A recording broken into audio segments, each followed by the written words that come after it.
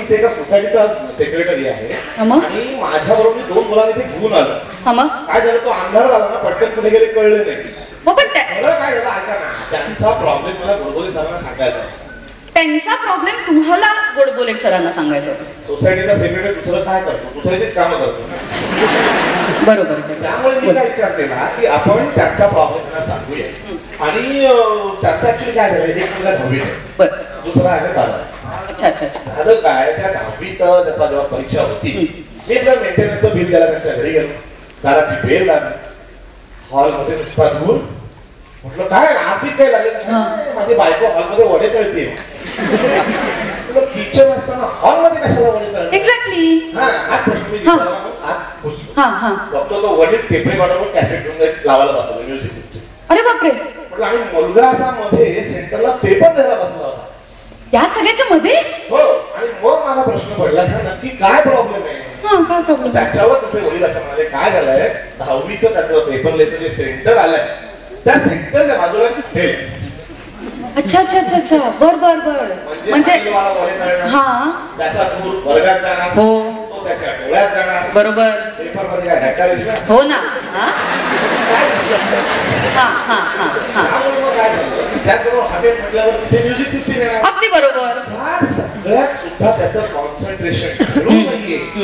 त्याची रिहर्सल ते घरी करतो. हो त्या बरोबर. दुसरा मुलगा आहे तो 12वीचा. अच्छा. बर. मग वरच्या मजल्यावर. अच्छा.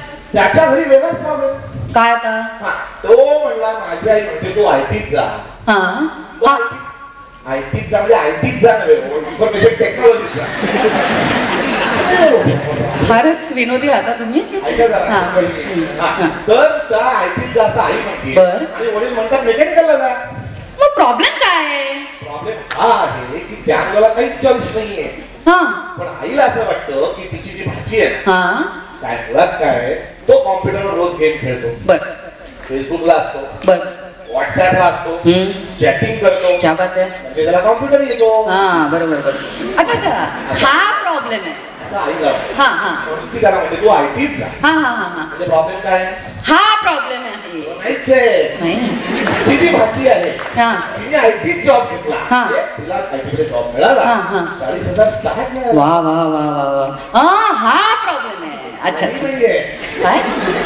2 महिन्यात ती अमेरिकेला जाणार आहे. बर. कळलं? अच्छा. हा प्रॉब्लेम आहे. वेगळाच प्रॉब्लेम. रेल्वेत असल्यामुळे ते काही फॉरेनला देणार नाही. तिचा मुलगा तरी घेऊन जाईल.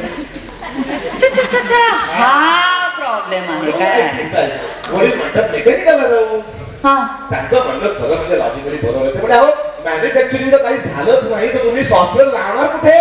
बरोबर की नाही? पण रेल्वेत काम करणाऱ्या क्लासच्या बोलण्याला काय ऑथेंटिसिटी नसते ना. राईट. Authentic person. अगदी बरोबर. म्हणून मी ही व्यथा मांडायला. क्या बात आहे. पण काय ना, तुमचं नाव काय? भुसकुटे. म्हणजे मला असं म्हणायचं की आज आपण सरांना इथे बोलवले आहे, त्या करताच बोलवलेले आहे की म्हणजे काय की IT ब्रांच ह्याचा इतर ब्रांचेस वरती होणारा परिणाम फ्युचर मध्ये